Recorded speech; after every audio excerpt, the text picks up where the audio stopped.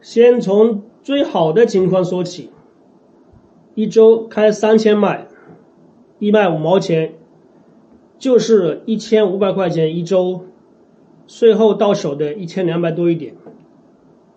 但我开了快1年了，从没有一周开到3000卖的，最好的有一次开到2900卖多一点，正常的一周有2500卖就算很不错的了。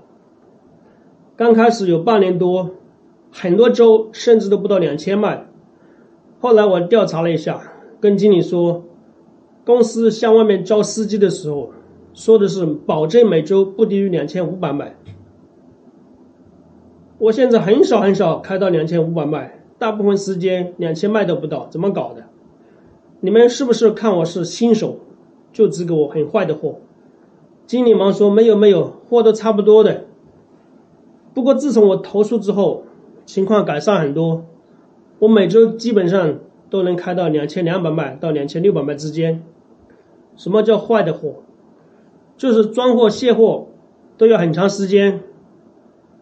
之前我去提货或者送货的时候，装货或者卸货经常3-4个小时，有时候甚至5-6个小时。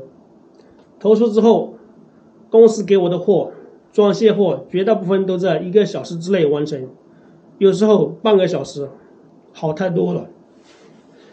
这还是说的正常的一周，6天工作休息1天，休息3-4个小时，这样下一周才有70小时工作时间，算作2400卖一周，税前1200块，税后到手1000块左右。如果有时车坏了或其他原因，一周工作4-5天，那收入就是低的可怜了。有时一周来回家才700块，被老婆无情嘲讽，你没开玩笑吧？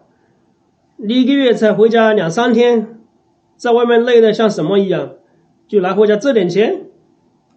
餐馆的服务员都比你赚得多。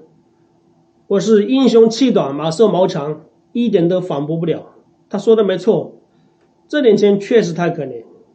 我自己一个人一周的伙食费最少都要100块，有时接近200块，剩下的钱养家糊口都不够。有人会问，车子坏了，装卸货耽误的时间，公司没有补偿吗？有，很少，而且不容易拿。公司规定，车子坏了，一天补给75块，一天才75。如果我扎扎实实开一天车，可以开600多卖，可以赚300多块。就算是一个基本什么都不懂的学生，公司一天都给他们85块钱。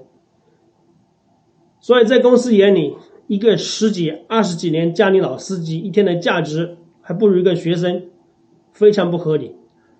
然而就是这75块，还经常问经理几次都拿不到。再说误工补助，公司规定装卸货超过2小时，从第3小时开始，每小时公司补给司机15块，但有个前提条件，那就是不能迟到。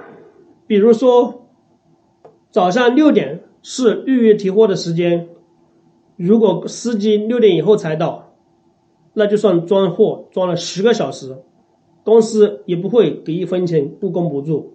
卸货也是一样，必须不迟到才有补助。关键问题是绝大多数的迟到都不是司机的错。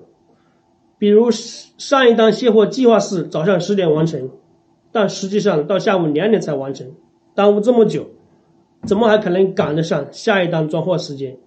所以很多时候这种误工费也得跟经理扯皮好久，还不一定拿得到。